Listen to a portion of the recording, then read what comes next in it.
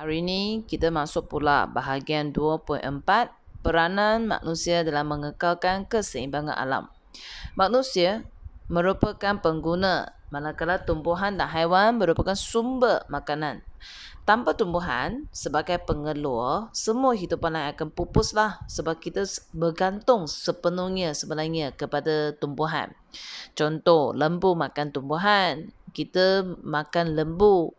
Kalau tak ada tumbuhan sebagai pengeluar utama, tak ada makanan untuk lembu, kambing. Jadi dari mana pula kita cari daging lembu pula sebagai makanan? Okay. Kita perlu ekosistem stabil, produktif, maksudnya dia mesti memberi hasil lah dan seimbang untuk terus hidup. Akan tetapi, kita ada pelbagai aktiviti manusia. Contoh kat sini ya, kita ada penebangan hutan dan pembalakan haram, kesan buruknya kepupusan biodiversity, kesan rumah hijau iaitu suhu bumi semakin meningkat dan hakisan tanah. Apakah langkah-langkah yang perlu diambil? Penghutanan semula iaitu tanam semula pokok, hijaukan bumi, menguatkuasakan undang-undang seperti Akta Taman Negara 1980 untuk menghalang pembalakan haram.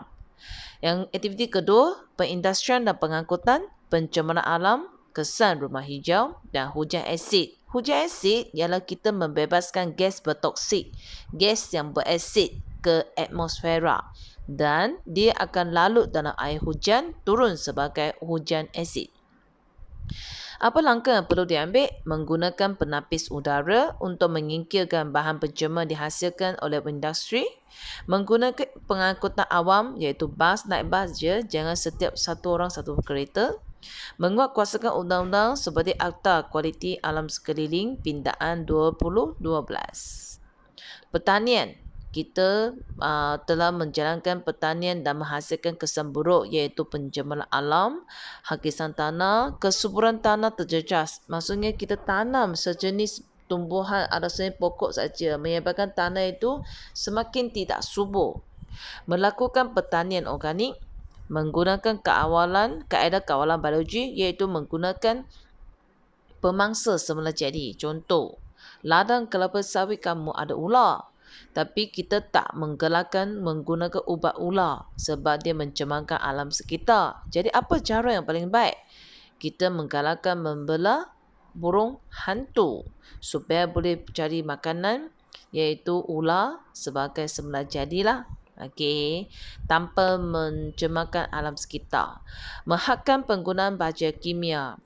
Pembuangan sampah sarap pula menyebabkan pencemaran alam, banjir kilat, kekurangan tapak pelupusan sampah. Apa yang kita boleh buat? Kita amalkan 5R, iaitu refuse, menolak penggunaan bahan yang tidak dapat dikita semula, reduce, mengurangkan jumlah bahan diguna, reuse, menggunakan semula bahan, recycle, mengita semula bahan, dan repurpose, menggunakan sesuatu bahan untuk kegunaan lain untuk mengurangkan bahan buangan. So 5R ya.